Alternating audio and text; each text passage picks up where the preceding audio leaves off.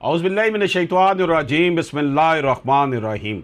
लाखों करोड़ों दरूद नबी पाक सल्लल्लाहु अलैहि वसल्लम की ज़ात मुबारक पर। नाज़रीन इकराम, अशरफ आसमी एडवोकेट आपकी खिदमत में हाज़िर। नाज़रीन, आप पाकिस्तान में हों, पाकिस्तान से बाहर हों, अगर आपने कोई कानूनी मशवरा करना है, कोई आपने केस तैयार करवाना है, किसी केस का जवाब तैयार कराना है, किसी केस की एविडेंस तैयार करानी है, किसी केस की बहस तैयार करानी है, तो आप हमसे रब्ता कर सकते हैं। हमारा व्हाट्सएप नंबर है 0300426278। आज हम नाबालग बच्चों के हवाले से जुवेनाइल जस्टिस सिस्टम एक्ट 2018 की बात करेंगे। ये कानून उन बच्चों नाबालगों के लिए बनाया गया है जो फौजदारी जुर्म यानी क्रिमिनल अफेंस में मुलव्वस हों और जिनकी उम्र 18 साल से कम हो। इस कानून का मकसद है कि ऐसे बच्चों के साथ खसूसी, मुनसिफाना और इस्लाही सलूक किया जाए, ना कि सिर्फ सज़ा दी जाए, यानी उनकी बहाली की जाए, उनकी तरबियत की जाए। नाज़रीन इकराम, इसके अहम नकात सेक्शन 2G वो कहता है कि वो बच्चा जिसकी उम्र जुर्म के वक्त 18 साल से कम हो उसे हम नाबालग कहेंगे। सजाए मौत और उम्र कैद पर पाबंदी। सेक्शन 15 कहता है नाबालग बच्चों को सजाए मौत नहीं दी जा सकती, उम्र कैद बगैर रिहाई के इम्कान के भी नहीं दी जा सकती। सेक्शन 4 जो है जुवेनाइल कोड खसूसी अदालत के हवाले से नाबालग बच्चों के तमाम फौजदारी मुकदमात खसूसी अदालत में चलेंगे जो बच्चों के लिए मखसूस होगी। सेक्शन 6 कहता है उम्र का तयन, एज की डिटर्मिनेशन के हवाले से अगर किसी बच्चे की उम्र पर शक हो तो अदालत मेडिकल बोर्ड या दीगर रिकॉर्ड की बुनियाद पर उम्र का तयन करेगी। रिहेबिलिटेशन, बच्चों की इस्लाह के हवाले से सेक्शन 19 है। नाबालगों को सजा देने में दरअसल चीज़ों का ख्याल रखा जाएगा। बच्चा समझदार है या नहीं, इसकी उम्र और ज़हनी हालत क्या है, सजा की बजाय इसे इस्लाही मरकज़ या काउंसलिंग प्रोग्राम में भेजा जा सकता है। डाइवर्शन है जी सेक्शन 10, मुतबादल अदालती कार्रवाई। पुलिस, प्रोसिक्यूशन या अदालत मुकदमे को अदालत में ले जाने के बजाय बच्चे को मशावरत, सुलह सफाई या इस्लाही प्रोग्राम में भेज सकती है।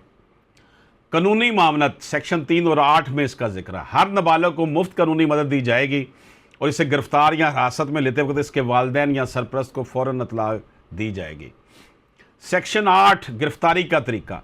बच्चों को आम मुजरमों की तरह नहीं पकड़ा जा सकता, गिरफ्तारी के दौरान इनके साथ नरम सलूक और इज्जत से पेश आना लाजम है।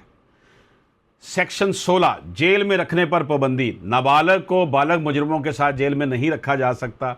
अगर सज़ा हो तो बच्चे को बच्चों के इस्लाही मरकज़ पोस्टल इंस्टीट्यूशन में रखा जाएगा। कानून का मकसद नाबालग बच्चों की ज़हनी और अखलाकी इस्लाह, बच्चों को मुजरमाना माहौल से बचाना, इन्हें समाज का मुफीद फ़र्द बनने का मौका देना, सख्त सज़ाओं की बजाय तरबियती और मशावरती इक़दामात करना। जुर्म करने वाला बच्चा मुजरम ज़रूर हो सकता है मगर वो इस्लाह का हकदार भी है। यह कानून बच्चों को सिर्फ सज़ा देने के लिए नहीं बल्कि इनको बेहतर इंसान बनाने के लिए बनाया गया है।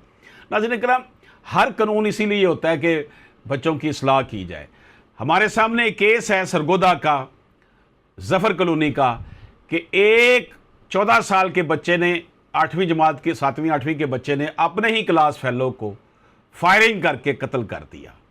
वाकया कुछ यूं हुआ कि बच्चे को व्हाट्सएप पर उनकी आपस में कन्वर्सेशन हो रही थी, गुस्से में आ गए तो एक बच्चे ने आकर पिस्टल ले आया, उसके पास था।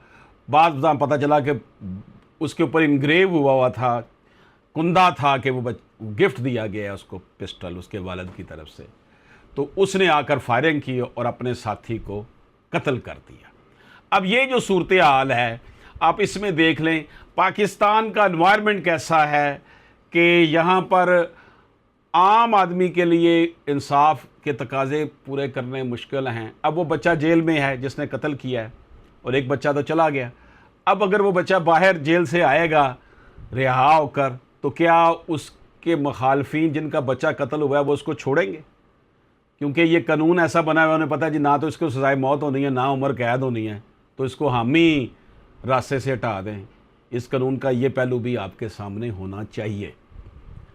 और जिनका बच्चा या यही बच्चा जब बाहर आएगा अपने तहफ़्फ़ुज़ के लिए हो सकता है किसी और को भी कत्ल कर दे। तो पूरे सोसाइटी की ओवरऑलिंग करने की ज़रूरत है। माशरे की तरबियत करने की ज़रूरत है कि इस तरह के वाक़यात क्यों जो है वो हो रहे हैं। व्हाट्सएप का बेतहाशा इस्तेमाल, सोशल मीडिया का बेतहाशा इस्तेमाल, इसका रिज़ल्ट आप देख लें, रन अवे मैरिज हो रही हैं, एवं फ़ोन मिला देते हैं, किसी से मिल जाता है तो उसके साथ जनाब बाद में शादी रचा ली जाती है, और जनाब घर से बच्चियां भाग जाती हैं। बच्चे जो हैं वो सोशल मीडिया की अट्रैक्शन की वजह से अपनी तालीम और अपना कैरियर अधूरा छोड़कर जो है ना इस तरह के चक्करों में पड़ जाते हैं, जिसका फिर खमियाजा उन्हीं को भुगतना पड़ता है।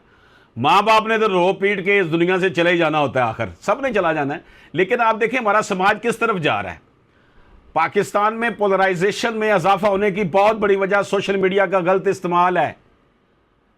खा वो मजहबी तौर पर हो, समाजी तौर पर हो, आप देख लें नफसियाती तौर पर भी सोशल मीडिया का बेतहाशा इस्तेमाल जो है वो बड़ा ख़तरनाक है।